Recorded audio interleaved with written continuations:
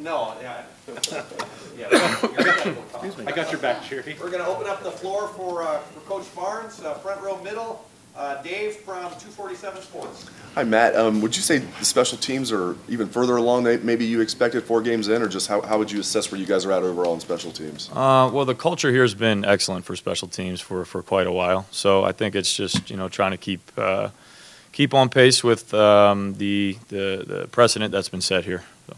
You guys seem to be doing some things better than they've done in the past. Punt returns, some other stuff, blocking kicks, blocking punts. Not that they haven't done those in the past, but it just seems to be a higher level so far.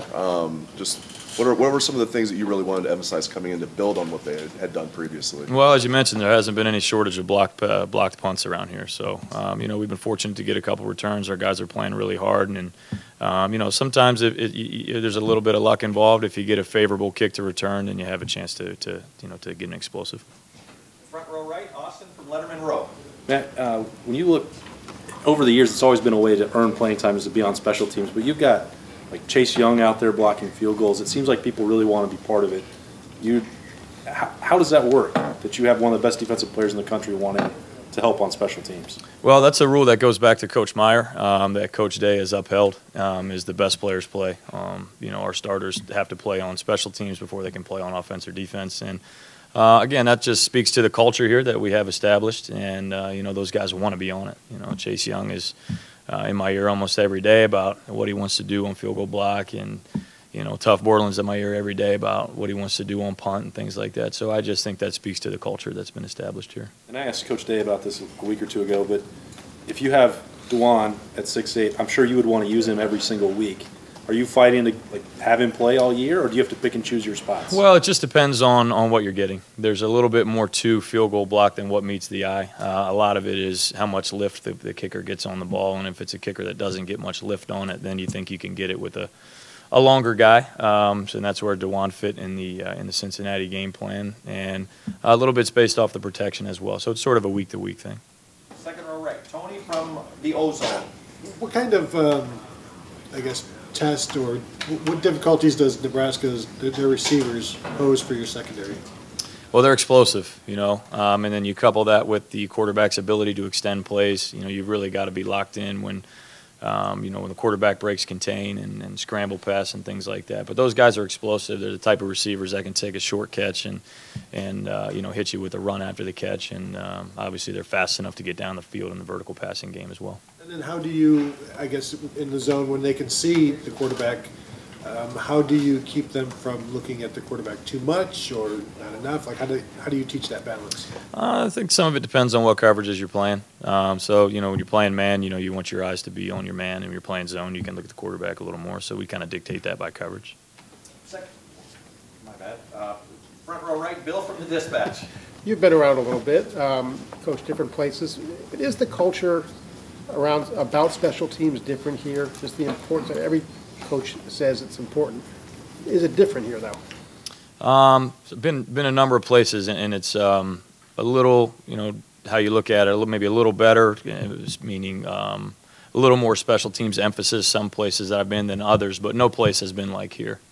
Yeah, definitely just, again, the culture that's been, and I've seen it from the other side watching it on tape. I mean, I've had to prepare against Ohio State as well on special teams, and it's, makes for some long nights for you. When you've got guys like Chase Young and starters who are playing on special teams, and it's also the pathway for young players to get on the field, how competitive is it, and how do you weigh, okay, we want Chase Young on special teams, obviously, but we want these young guys to be able to kind of make their mark a little bit. How do you weigh that? Yeah, it's constant conversations. I mean, a lot of time spent just managing the depth charts and, okay, this guy's playing on punt block this week, and this guy's playing on kickoff return, and then he's probably going to play more defense, or he may be playing more offense this week. So it's just a constant conversation with the whole staff, and everyone's great about getting their guys on special teams because, again, that's what we expect here. Before you're going to play offense or defense, you're going to help out on teams. But it's just a constant, a constant conversation, since there's something you have to always be working through, making sure you're getting the right players in the right spot to be successful. Far left, Lori from 610 WTVN. You talked about using special teams as a chance to get players to earn playing time. But Chase is not earning playing time by being in special teams. Neither is Chris Olavis and players like that. Do you feel like you like the balance of what you've done in special teams in terms of using it to build depth, giving it a chance to have players earn playing time that way, and using your best players? Yeah, absolutely. You know, I think that's just an ongoing battle. You know, you're constantly trying to get it right. And you know, if you look back at every field goal block, Chase Young hasn't been on every field goal block. Chris Olave hasn't been on every punt block. So you kind of pick and choose your situations there where you think you need them and where you think you have a chance. But you're not trying to fit a square peg into a round hole, and where there's a younger guy that you know could potentially do a better job than an older guy, or maybe it's kind of, you know, apples to apples there, not necessarily one is better than the other. That's a great chance to get a younger guy an opportunity. Of these younger guys that you have used in that way, are there any that are flashing and that you like and might be building a foundation for themselves? You know, there's several guys. You know, to single one out would be tough, but there's several guys that have played well. Bryson Shaw made a big play for us, getting the Garrett Wilson's explosive return started. Obviously, Garrett Wilson had an explosive return. Jameson Williams has been playing really hard in where we've been able to get him on the field. You know, I'm sure I'm missing somebody, but again, there's been, and at times, many of the young guys have shown flashes of greatness. Yeah. Fourth row middle, Patrick from 247 Sports. Coach, you talked about the challenge of facing this offense. You guys have been tested, but not probably to the level that Nebraska's going to test you. How up for it are these guys to finally really get a test and do it in front of a national audience and whatnot? How much excitement is there? Well, we'll find out. You know, Monday's our off day, so we really haven't had the boys in here yet this week. Sunday's more of a recap of the previous game. So we'll find out today. You know, if I know our guys, which I think I do, I think they'll be excited to get started. I anticipate they'll be locked in for meetings, and I anticipate having a really good, spirited practice today. And in a similar vein, just how ready do you feel the defense is for the challenge that's ahead of them? Well, we've got great players. You know, I think we've got some veteran guys that have played a lot of football, and there's certainly no stranger to big games and playing on the road. And but you know, those things are easier said than done. So look for a great week of preparation and an exciting game Saturday night. Front row right, Tim from Lettermen Row. Yeah, two quickies. Number one, Matt, what a great punt returner, what shows up about him almost immediately when you put him into a situation? I'm talking about specifically Garrett Wilson. What has flashed about him that has told you maybe he has a big future there? Well, he's aggressive. You know, he's going to go attack the ball. That's where it starts. You know, at the end of the day, we want possession of the ball. We don't want to let that thing bounce and roll out on us. So we want to be aggressive and go get the ball, which he does, attack the ball.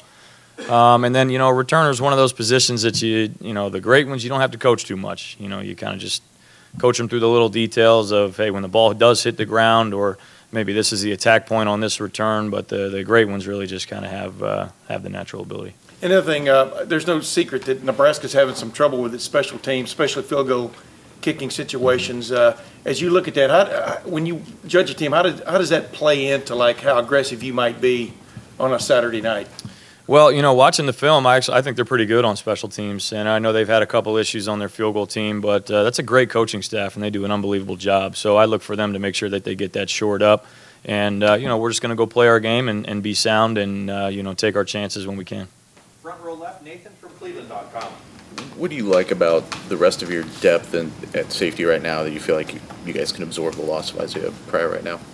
Well, you know, we got some young guys that I think are extremely talented. And again, I could single guys out, but you know, you guys know the depth chart as well as I do. So going back through the spring and then even into summer camp, and then just knowing what some of our guys that really haven't had as many opportunities are capable of when they have had those opportunities, you know, you feel good about our depth. And right next door, Doug from Cleveland.com. The ability, you guys have obviously succeeded with the zone looks you've played this year, but the ability that you have to put your corners in man when you want to, what does that do to an opposing offense when you seem to have a secondary that's comfortable in a variety of different looks? Yeah, you know, I think anytime that you can, you feel comfortable putting your corners out on an island, you know, that helps you a lot more inside rather than having to give help to everybody everywhere. If you feel like you can put a guy at times in the right situation, if you can put a guy on an island, helps you buy another hat back into the run game or maybe protect another area of the field in the pass game. So it's certainly a luxury when you have guys that can go outside and win their one-on-ones. And right behind him, last questions, Bill from The Athletic. Matt, I'm just curious if you guys talk about this. Do you know the last time Ohio State returned a kickoff for a touchdown? A kickoff for a touchdown. I know, I want to say maybe that was 2010 or 2011, and I think a punt return for a touchdown was maybe 2014, something like that. Yeah, it was 2010, yeah, for the kickoff. How much is that talked about? I know it's not an easy thing to do, but it seems like an awfully long time for a team that has this kind of talent to go without one. And do you view DeMario as a guy who might be able to get you there? It looks like he's been a shoelace away from breaking 1 or 2 already. Yes, yeah, and again, I've been on the wrong end of that one before. He almost broke one last year when I was at another school and set Ohio State up with great field position. So he's explosive. We're just we're trying to give him the best look that we can. And the other thing with that is the rules have changed so much on kickoff now and for safety of the game, so you understand it. But you have to be smart about when you want a fair catch and not always bringing a return out of the end zone. So again, it's really about hitting the right pitches and not swinging at every pitch. Mm-hmm. Thanks for watching. Subscribe below to get the latest videos from Lettermen Row. We got Letterman Live, we've got the practice report, we got rapid reaction. Hey, and we got Buckeye IQ with Zach Bourne. For sure. We got recruiting breakdowns with Berm. We got whatever you need. Ohio State football and Ohio State athletics, we've got you covered here at Lettermen Row.